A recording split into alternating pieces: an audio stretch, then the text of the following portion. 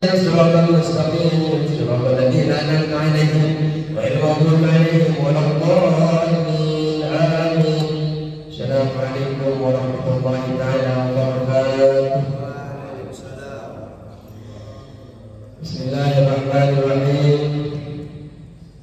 الحمد لله رب العالمين والصلاة والسلام على أشرف الأنبياء والمرسلين سيدنا وحبيبنا وشفيعنا ومولانا محمد وعلى آله وصحبه أجمعين. ربنا لا علم لنا إلا ما علمتنا إنك أنت العليم الحكيم.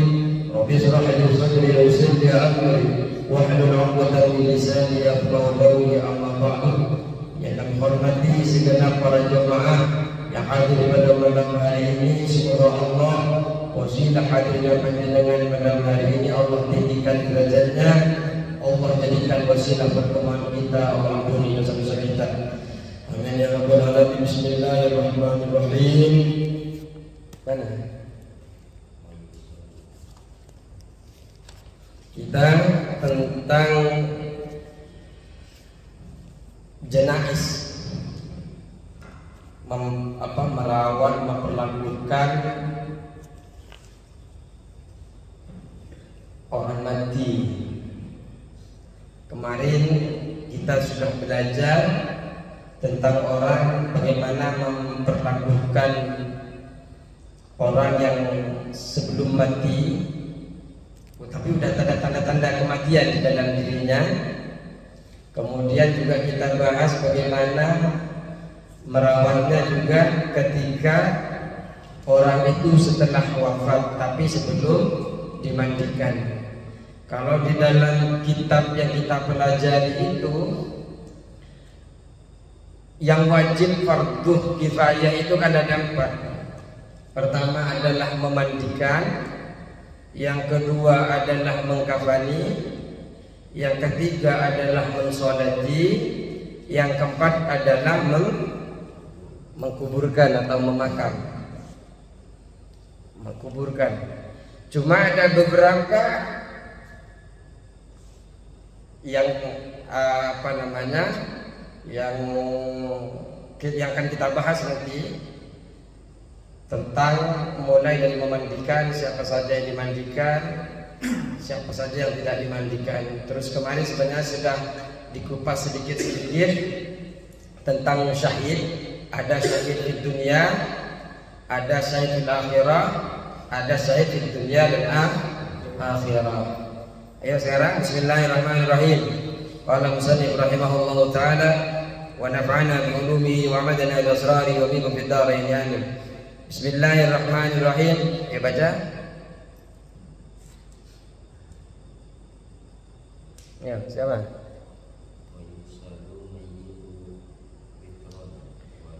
Wa yusallu atau wa yusallul mayyitu, dan dimandikan al mayyitu, siapa mayyit, witran, dengan ganjil.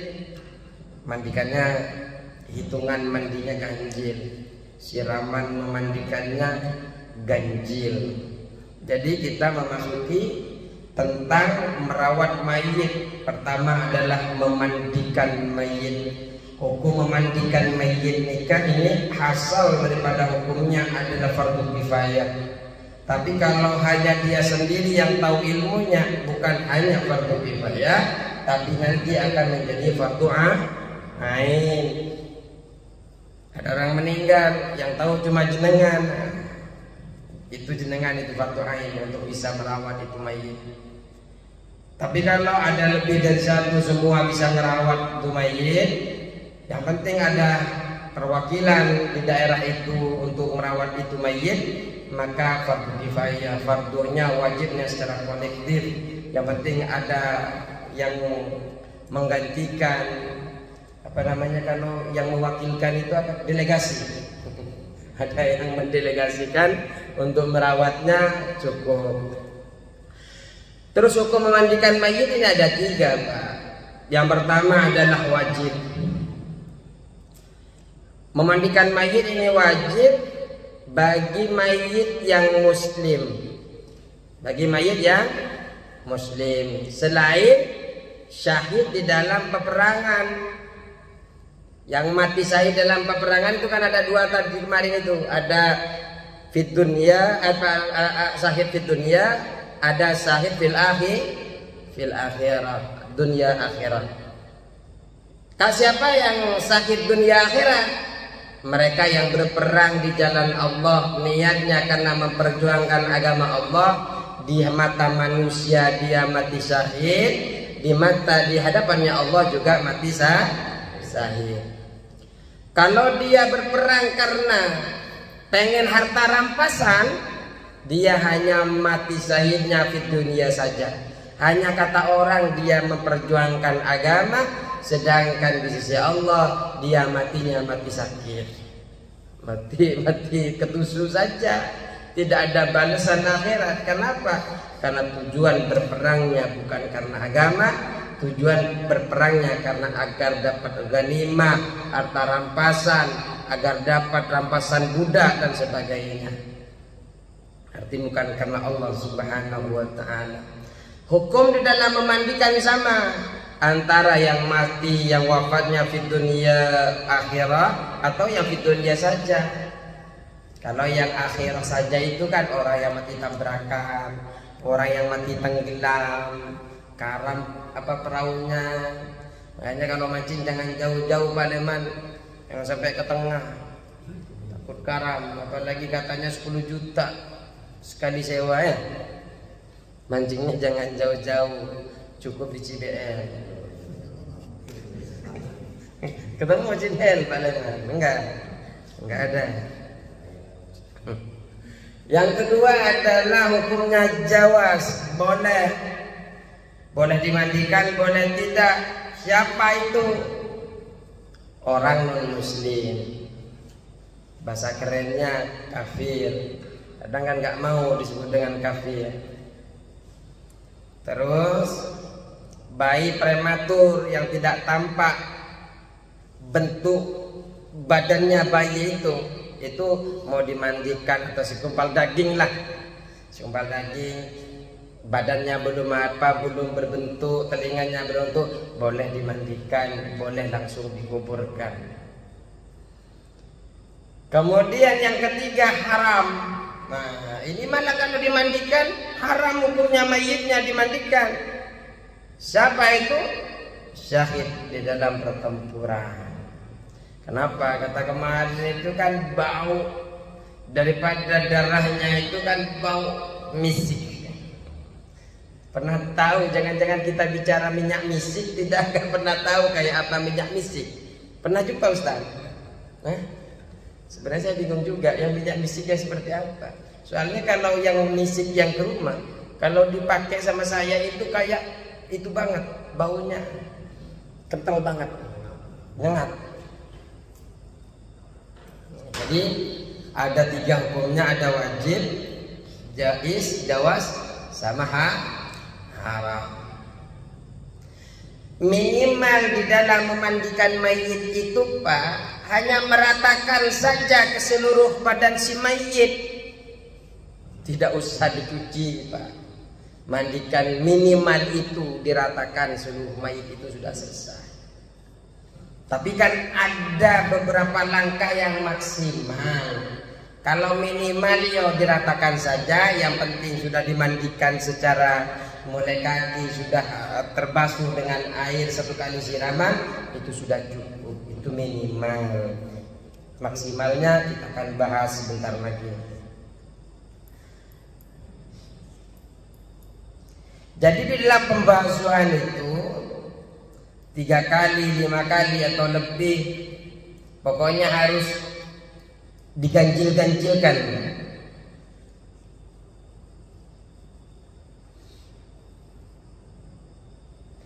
Terus.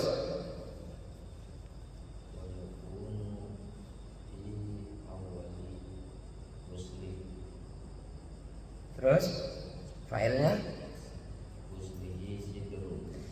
wa yakunu, isinya ini wa yakunu fi awali uslihi, dan ada di awal memandikan mayit sitrun dicampur dengan bidara. Jadi kalau memandikannya dicampur dengan bidara. Jadi minta tolong orang yang memandikan itu, minta tolong kepada yang lain, tolong dong ambilin bidara, ya, ambilin bidara dicampur. Setelah dicampur dituangkan. Terus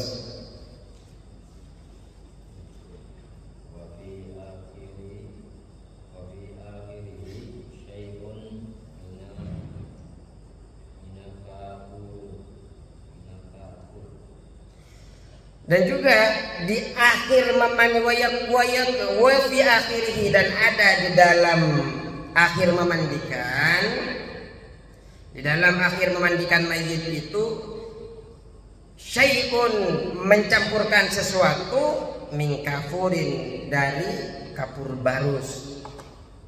Jadi ini kalau memandikan basuhan terakhir, kalau bisa dicampur dengan kapur barus. Ini akan kita bahas malam hari ini. Kalau kitabnya kita sudah baca. Kita langsung kepada kitab penjelasannya. Begini, kalau tadi meratakan minimal memandikan itu meratakan anggota tubuh mayit, itu minimal, Pak. Artinya kalau ada orang memandikan sudah hanya disiram saja, itu sudah cukup. Sudah cukup. Kemarin perawatan sebelum ketika sebelum dimandikan sudah kan? Kayak meletakkan gunting. Sudah kan? Tapi sama orang-orang bukan hanya gunting yang diletakkan di perutnya, sampai yasin diletakkan di perutnya. Saya lihat itu bukan dibaca yasinnya, malah ditaruh di atas mayitnya. Kalau sabun gimana? Hah? Kalau yang disabuni, nggak ada yang disabuni. Oh ya nggak apa-apa. Ini minimal memandikan mayit itu tidak pakai apa-apa, cuma diratakan saja seluruh tubuhnya dengan air. Kalau yang sempurna seperti apa? Sempurna, bukan sempurna. Sempurna. Enggak.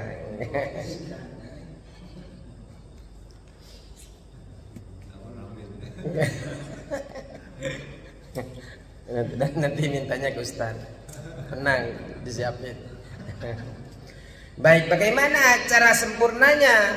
Pertama, letakkan dulu mayit itu di tempat pemandian.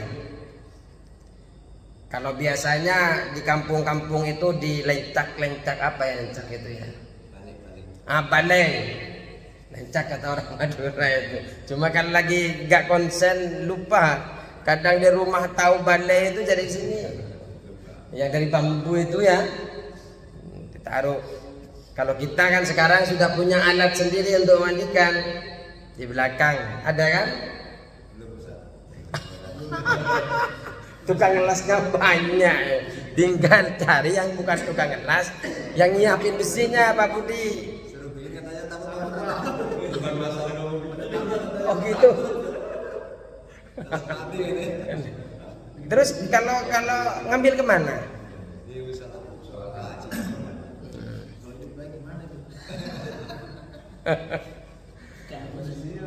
Jadi yang pertama adalah meletakkan dulu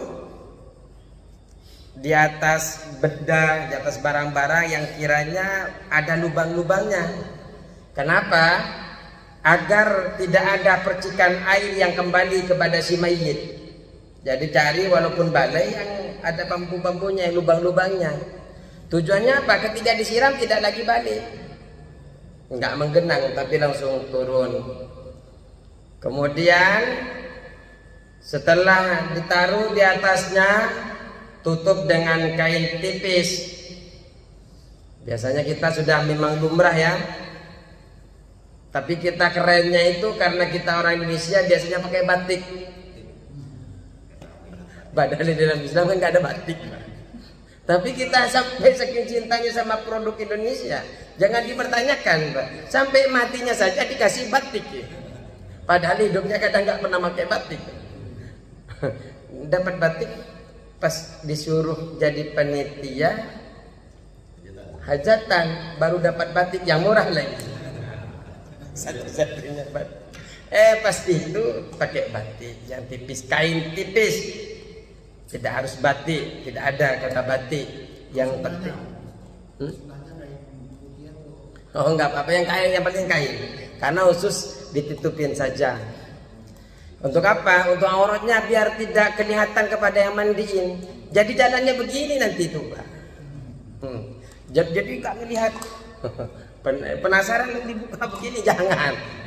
Jangan, Pak. Itu aib. Makanya disuruh kasih tutun kain tipis itu agar ketika mandiin itu orang tidak ngelihat yang ada di atas. Memang tangan yang gosok-gosok itu. Terus memposisikan tidurnya itu terlentang. Alhamdulillah ya Allah. Dan kakinya seperti kemarin, seperti waktu kita perawatan, kakinya menghadap ke kiblat. Kemudian dimandikan di tempat sepi, Pak. Jangan di pasar malam di sana, jangan. Mandikannya tempat sepi. Yang kiranya kan kita walaupun ramai, tapi kita kan memang kasih apa? Tabir biasanya kan. Ada tabir hijau-hijau. Sebenarnya kalau di ajaran kita sepi, tapi sepi itu bukan berarti kita harus pergi ke sungai ke sana, tidak. Nah, ditutupi tabir saja. Kemudian setelah kita mandikan, yang juga harus beratap kalau bisa. Memandikannya itu di tempat sepi terus beratap. Ketika diletakkan di tempat pemandian, wajah mayit itu sudah tertutup. Artinya pakai kain tipis tadi itu. Pakai kain tipis tadi, mukanya sampai kakinya sudah tertutup. Kemudian yang memandikan ini menggunakan sepotong kain di tangan kirinya. Jadi pakai sapu tangan lah ya. Pakai sapu tangan. Kemudian pakai sapu tangan, ini kan yang gosok-gosok nanti. Kemudian setelah pakai sepotong kain, pakai sapu tangan, nah kalau di sini tuangkan air yang tidak dicampur apa-apa dulu. Kain air murni yang belum dicampur bidara, belum dicampur dengan kapur, belum dicampur apa-apa. Dituangkan mulai dari kepala si mayit sampai ke telapak kedua kakinya. Kemudian digosok-gosok seluruh badannya dengan tangan kiri tadi itu, Pak. Mana Pak Leman tangan kirinya? Itu yang digosokin, Pak Leman. Berani? Wow, berani Pak Leman. Mancing aja nggak berani.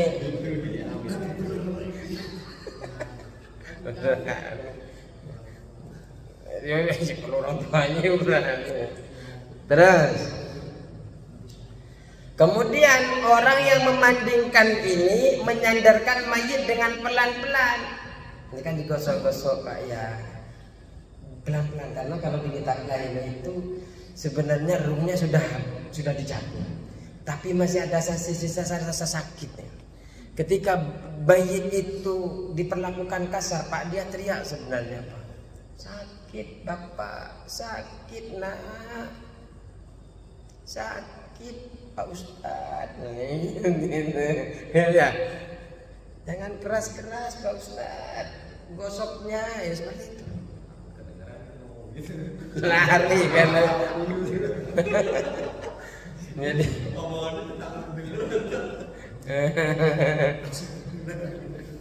jadi pelan-pelan. Jadi pelan-pelan disandarkan, meletakkan tengkuk. Tahu tengkuk di mana tengkuk? Ininya mayit itu, belakangnya mayit itu ke kedua telapak kaki dan menggosok-gosok seluruh tubuhnya ini dengan tangan kiri. Dulu itu kan nggak ada kayak sekarang, Pak. Dulu kan diginiin, Pak. Ya kan? Kan berjajar.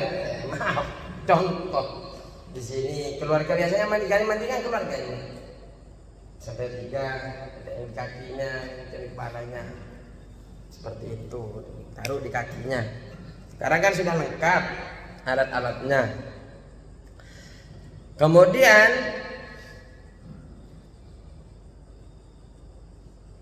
setelah meletakkan di lutut yang memandikan itu, menyandarkan punggung mayit ke kaki yang memandikan. Jadi di kaki kepalanya itu, punggungnya itu jadi sedikit tinggi Pak, kepalanya itu. Kemudian tangan kanan orang yang memandikan berada di bahu mayit. Ini. Terus digosok-gosok. Sebelah kanan. Kalau sebelah kiri tugasnya apa Pak Leman? Gosok-gosok. Kemudian ibu jari tepat di lekungan tengkuk, di lekungan ini ibu jarinya. Jadi ibu jarinya biar nggak ini, kan dibangunin. Maksudnya bukan dibangunin, sedikit diangkat posisinya.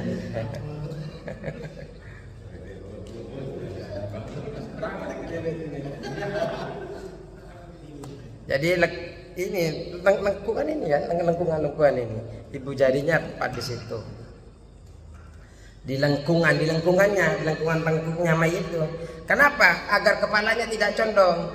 Aduh, gak begini, dipegang. Jadi di sini nih. Nah begini, enggak. Sambil digosok-gosok. Kemudian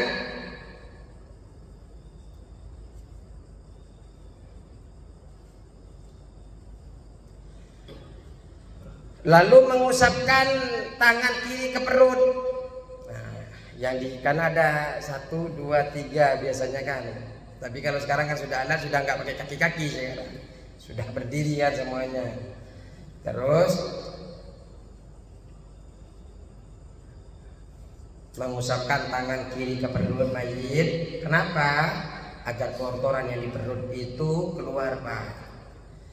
Tapi sekali lagi, dia dalam mengeluarkan kotoran itu pelan-pelan.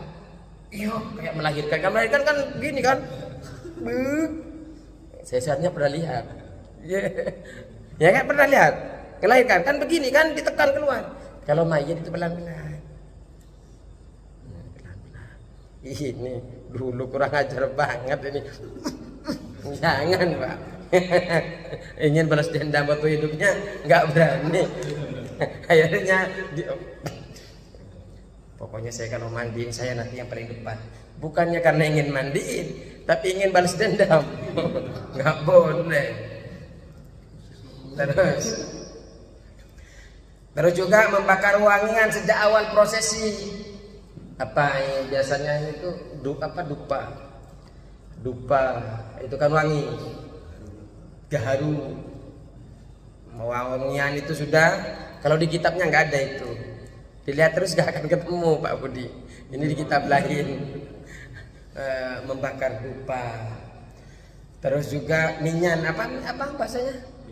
Minyan ya, yang panjang tuh. Oh dupa juga. Oh dupa panjang.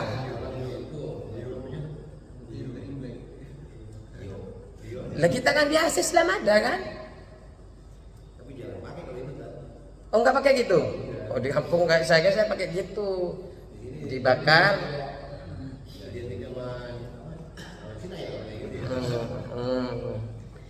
Dari sejak prosesi itu dibakar untuk apa? Bukan menggilung, itu hanya untuk menghilangkan bau tidak sedap yang ada di mayit. Hoiru datang bukan begitu ya. Itu tujuannya bukan, nggak ada mistisnya, nggak ada mistisnya. Bakar minyak, tak pelurunya balik lagi ke sini, tak hidup lagi, enggak. Itu dibakar biar tidak menimbulkan fitnah. Karena ada prosesi itu kan yang tidak sedap, kotoran keluar. Kayaknya ini sudah bau nih. ini ahli neraka. Tidak. Karena kotorannya dia doyan makan dulunya, sebelum wafat masih makan dulu seumpamanya. Setelah selesai dibalikin lagi ke posisi semula, ditentangkan lagi setelah selesai. Kemudian orang yang memandikan mayit ini membersihkan mayit dengan membasuh kelamin dan tuburnya ini dengan tangan kiri, memperbanyak menuangkan air. Kenapa? Hingga kotoran dan baunya itu hilang. Jadi mulai mandikan itu terus, air itu diguyur terus, Pak, agar kotoran-kotoran itu enggak ngendep. Pakai tangan kiri kalau bersihin ya Pak Leman ya. Kalau soalnya kalau pakai tangan kanan makan, kayaknya tadi mandiin pakai ngusap ini. Oh iya, kayaknya pernah mandiin ya. Pernah mandiin? Belum? Belum. Kok bilang iya? Terus juga dengan menggunakan kain yang baru. Jadi orang yang mandikan itu menghilangkan kotoran-kotoran di bawah kuku, di kedua telinganya, hidung, mulut dan kotoran mayitnya dihilangkan, dibersihin, Pak. Karena ini adalah perawatan terakhir, dirawat dengan baik. Kotoran di bawah kuku-kukunya, kukunya namanya juga sakit-sakitan kadang kan. Ini yang sempurna. Kalau yang gak sempurna tadi kan cukup disiram. Yang penting rata. Yang sempurna, nak Mi, Ibu maaf ya waktu di dunia saya bersihin kukunya ya, gitu. Terus yang ada di hidungnya, tapi nggak usah pakai bor, Padi. Di hidungnya cukup dibersihin, mulutnya bersihin, kedua matanya dibersihin. Terus orang yang memandikan ini mewudu mayit secara sempurna beserta kesunahannya dan dikiran-dikirannya. Kemudian tangan kiri dibungkus kain, tangan kirinya dibungkus kain untuk apa? Menyiwaki dengan jari telunjuk disiwak mayitnya. Ya lumayanlah, di dunia belum pernah siwak, setidaknya waktu wafat dia disiwakin. Terus dikumur-kumurin juga, memasukkan air ke hidung, dikumur-kumurin sedikit saja masukin, tapi nanti ya dikeluarin. Dengan apa? Agak dimiringkan agar ada agar air ini tidak masuk ke dalam perutnya, sedikit dimiringin. Kemudian wajib niat wudu dan sunnah, kemudian berdoa. Kemudian memandikan si mayit dengan air dicampur dengan daun bidara. Kalau seumpamanya, kalau tadi kan awalnya itu untuk betul-betul memandikan betul-betul itu pakai air murni. Pakai air murni yang tidak dicampur apa-apa, itu yang paling penting dulu. Kalau yang lain-lain itu kan faktor kepada bagaimana. Kalau yang lain itu agar badan si mayit itu tidak bau. Tapi kalau yang awal itu memang murni untuk menghilangkan, bukan itu kan, memang kalau wafat itu kan wajib dimandikan bagi orang muslim. Artinya kemudian mayit itu dicampur, ini kan sudah berapa tahap nih dah. Kemudian dicampurkan dengan bidara. Jika tidak ada bidara, menggunakan sabun atau yang lain. Sabunnya yang paling enak sabun cair. Jadi pakai sabun cair, pakai Love. Kan ada yang merah berserta keluarganya. Kalau yang biru nggak ada bapaknya. Yang kuningan ini seperti itu. Cari yang sendirian saja, Bro. Gambarnya kan ada kan? Nuvo itu. Terus kemudian sebanyak 3 kali membasuhnya, menggunakan sabunnya, memandikan mayit itu dengan cara dicampur itu 3 kali, 3 kali atau 5 kali, atau itu diganjil-ganjilkan. Memulai pembasuhan itu dari kepala bagian atas seperti yang kita sebutkan tadi itu sampai ke janggut, lalu dari ujung jari tangan kanan hingga ke pundak. Ini dari sini, ini ke sini, ini ke sini. Jadi ke bawah. Dari ujung-ujung semuanya. Kemudian dari bagian badan kanan mulai atas hingga ujung jari kaki kanan, dari badan sampai ke kaki kanan. Kemudian mulai dari atas ujung jari kaki kanan lalu membasuh dengan bagian kiri sebagaimana bagian kanan tadi itu. Kalau tadi itu kan bagian badan sebelah kanan mulai dari atas hingga ke ujung jari kaki kanan. Sebelah kiri juga sama, dari sebelah perut kiri sampai ke bagian kaki kiri. Kemudian meletakkan kaki kanannya di atas kaki kiri. Kaki kanannya begini, Pak. Ini kan ini. Nah, pegang gitu. Untuk apa? Nanti kan dimiringkan itu, memudahkan untuk kan digosok-gosok dan punggungnya nanti. Seharusnya yang praktek Pak Adi tadi itu kakinya di atas.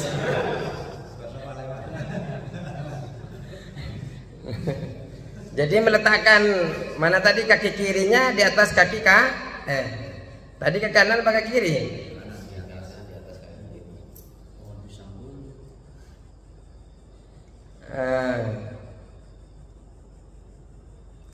Jadi pertama meletakkan kaki kanan di atas kaki kiri dan memiringkan ke sebelah kiri. Jadi setelah kakinya ini dimiringkan ke sebelah kiri. Setelah dimiringkan ke sebelah kiri, serta membiarkan tangan kanannya ini, kemudian membasuh bagian belakang. Bagian kanannya nggak apa-apa begini, sambil bersihin. Yang penting badannya miring. Nggak usah diangkat, apa ya bersihin yang di belakang itu.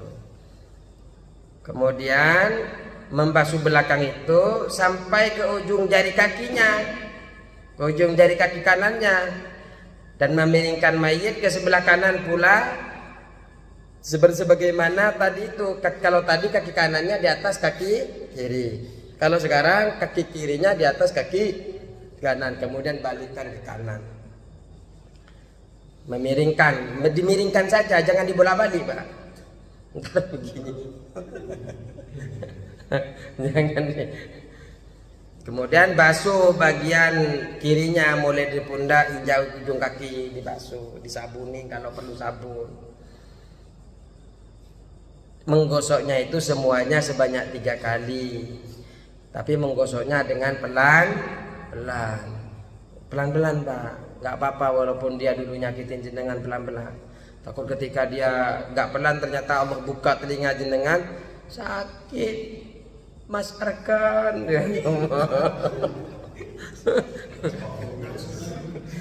Apa saya salah dengar ya? Apa saya salah dengar? Kayaknya enggak lah, masa hidup lagi dikosok lagi. Kenapa? Dibilang sama Ustaz, jangan keras-keras, pelan-pelan. Bahkan kan baru datang dari awal kan nggak itu, jadi nggak tahu kalau harus pelan-pelan. jadi itu pelajaran yang kemarin itu harus pelan-pelan. Tapi bukan mayat di sini, anggaplah mayat di sana. Di sini semoga semuanya panjang umur, berkah umur. Jangan langsung dipraktekkan. Ya Allah, nyampe kemana nih? Terus menghilangkan sisa-sisa daun bidara atau sabun dengan tata cara di atas itu, Pak. Dihilangkan yang ada daun-daunnya, bidadari. Kalau ada sabun-sabunnya dibasuh untuk hilangkan sabun. Cuma ya kalau mau membasuh tetap ganjil itu, Pak. Kalau sekarang kayaknya nggak dihitung sekarang itu. Yang penting bersih kayaknya. Soalnya apa? Udah pakai selang. Mungkin kalau nggak mau nyakitin udah pakai steam itu sudah.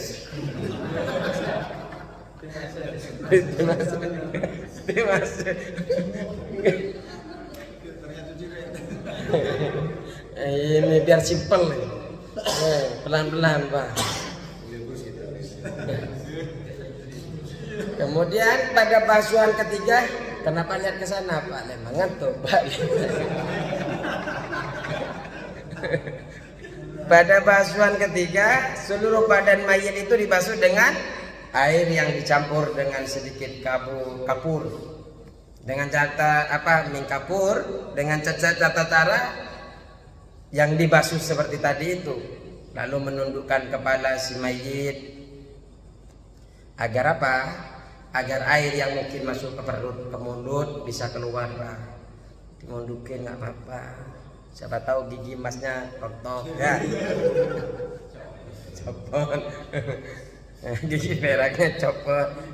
Ada giginya. Gigi emasnya yang dicopot.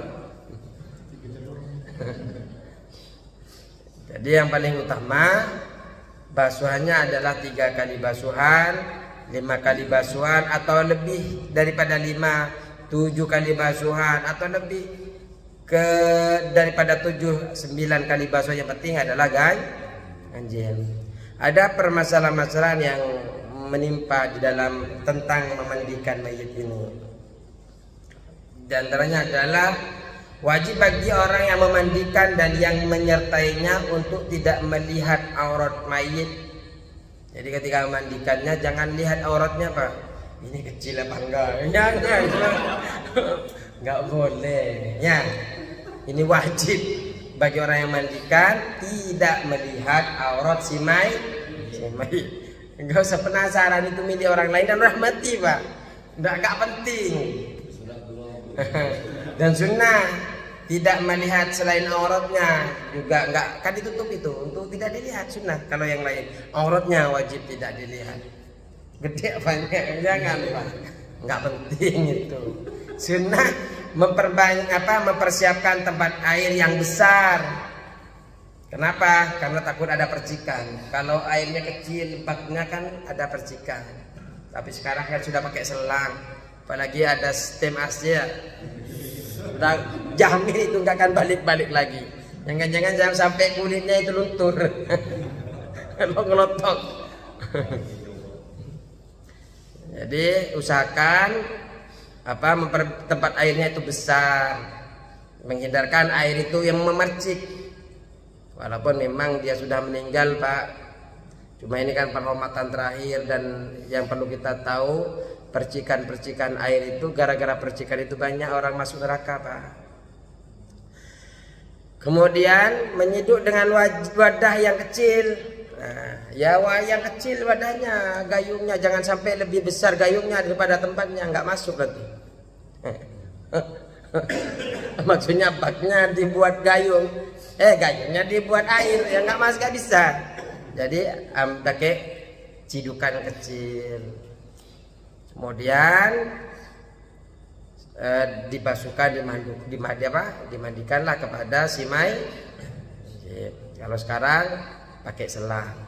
Sunnah melemaskan persendian mayit saat memandikan dan menyekanya agar tidak membasahi kafan ketika mempercepat ketika merawat si mayit itu, dan juga agar tidak mempercepat mayit itu membusuk. Jadi sunnah melemaskan persendian begini dulu. Tapi jangan hitung Pak Leman, 1, 2, 3, jangan 1, 2. Kakinya kan begitu juga dilemaskan, 1, 2. Tapi jangan ngejim apa? Ngejim apa? Takut bahasanya itu. Jadi dilemaskan persendiannya, dipersiapkan. Setelah dilemaskan, disekat. Pakai anduk. Airnya itu biar hilang. Kenapa? Air itu bisa mempercepat pembusukan. Apalagi kadang orang kampung itu nunggu anaknya sudah naik bis, besok jam sekian nyampe ya. Itu betul-betul diperhatikan agar cepat nggak bau. Kemudian makruh memotong rambut atau kuku si mayit. Punya makruh. Jadi hilangkan saja kotorannya.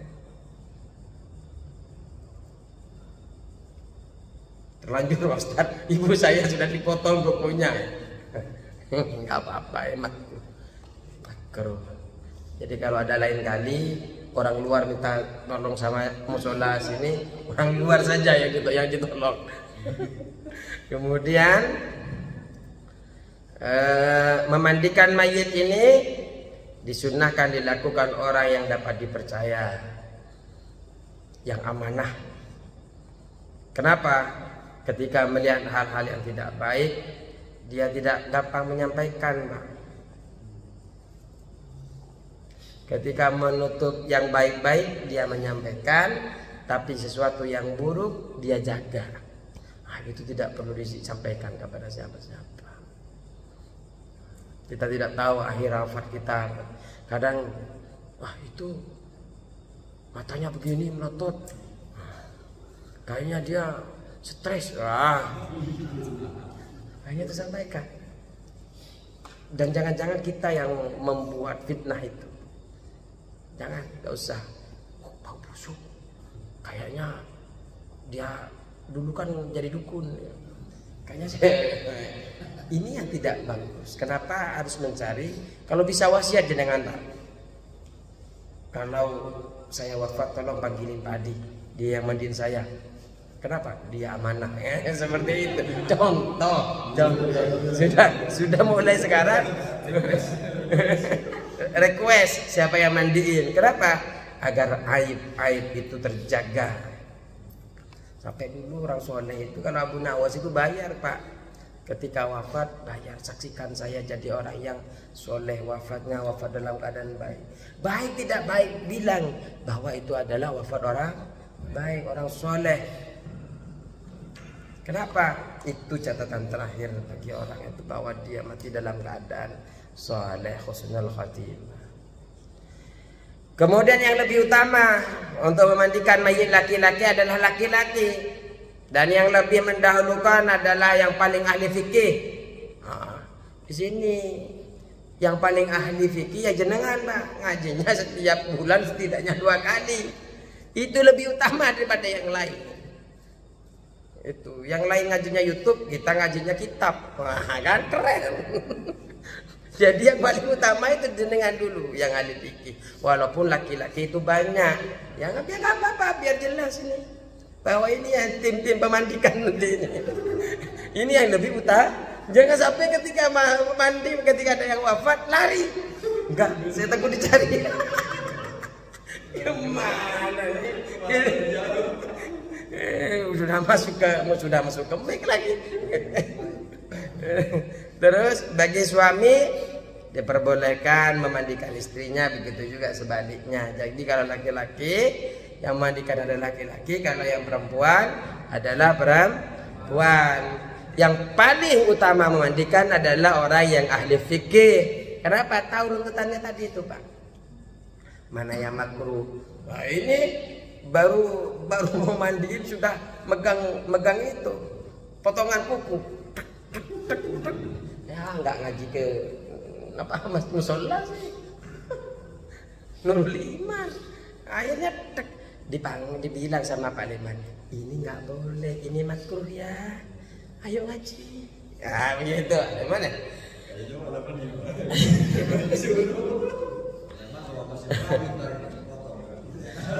Jika tidak ada kecuali laki-laki yang bukan mahram, saat tidak menghadirkan perempuan, maksudnya tidak ada mahramnya untuk perempuan, atau tidak ada kecuali wanita yang bukan mahram, saat hendak memandikan mayit laki-laki, maka mayit ditayamumi saja. Jadi kalau laki-laki yang lain tidak ada, yang mahram juga tidak ada, hanya cuma perempuan, ditayamumi saja. Atau perempuan sebaliknya. Begitu juga wajib ditayamumi jika mayit itu sulit dimandikan. Kebakaran, kalau seumpamanya dimandikan kulitnya rontok seumpamanya, ya nggak usah dimandikan, wajib ditayamumi. Jika ingin memandikan mayit hingga 3 kali seperti yang kita jelaskan tadi itu, atau 5 kali, atau bahkan 9 kali, ada perincian, Mbak. jumlah basuhan menggunakan daun bidaranya, basuhan untuk kalau 3 kali, kita kan paling sedikit 3 kali ganjil kan, yang sempurna. Basuhan menggunakan daun bidara itu 1 kali. Basuhan untuk membilas sisa daun bidara itu 1 kali. Basuhan dengan campur sedikit kapur itu 1 kali, menjadi 3 kali. Itu kalau sudah mau dibasuh. Kalau tadi awal itu kan murni, tidak dicampur apa-apa. Kalau dibasuh dengan 5 kali, 1 kali basuhan untuk dengan daun bidadara, 1 basuhan lagi dengan sisa basuhan untuk membilas daun bidadara. Yang ketiga basuhan adalah campur dengan sedikit kapur. Ini basuhan yang dicampur daun bidara atau sabun. Begitu juga ketika 7 kali, 2 kali basuhan menggunakan bidara, terus basuhan 2 juga menggunakan membilas daun bidara. Yang ketiga sisanya adalah menggunakan sedikit kapur. Nah ini sebenarnya terserah panjenengan lah mau ngatur gimana. Enggak akan hafal juga ketika disebutkan seperti ini. Nah, cukup sekian lah, udah 5 menit. Nah ini sekarang ini kan memandikan mayit. Nah ini nanti mengkafani. Seperti apa ngikatnya ya? Ada role model. Ini mencoba. Ada ini. Ada apa? Ada ini apa? Bukan. Kapan ada? Ada. Kapannya di mana kalau ada meninggal? Oh ini mau dicontoh ini.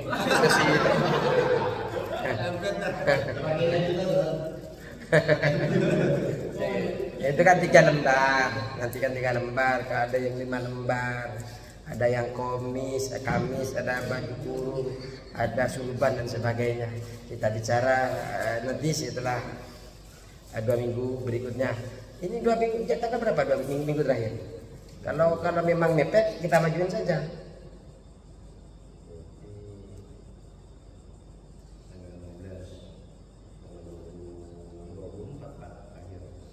Itu enggak mepet? Enggak. Masih ada sisa. Cukup sekian. Allahul muwaffiq ila aqwamit thoriq. Assalamualaikum warahmatullahi wabarakatuh.